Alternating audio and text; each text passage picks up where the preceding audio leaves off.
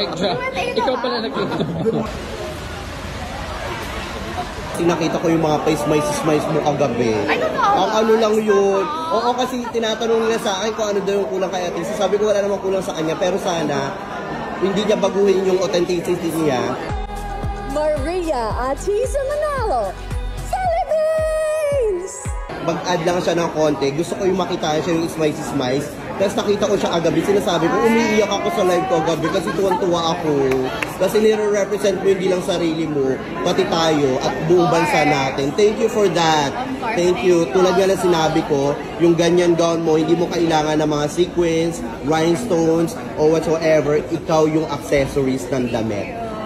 Iba. Good morning. Mic drop. Oh my God. Mic drop. Ikaw pala nag-ito. Good morning naman to everyone. Sulipat tayo doon ay kasi Camera natin. Ang sabo. Ganda ng camera ng the crowd. From the Philippines, of course, maraming nag-aabang because today is a different day. I think the start of your activities, more activities for today. So what's your schedule? Our schedule today, I know we're visiting a new project. We're visiting a few sponsors today. And then tomorrow we leave for Phuket. So we're there for like a week. And then we go to Makati. And then we come back to Bali. Naku, sunod-sunod na. How do you prepare essentially for a day that's jam-packed with activities?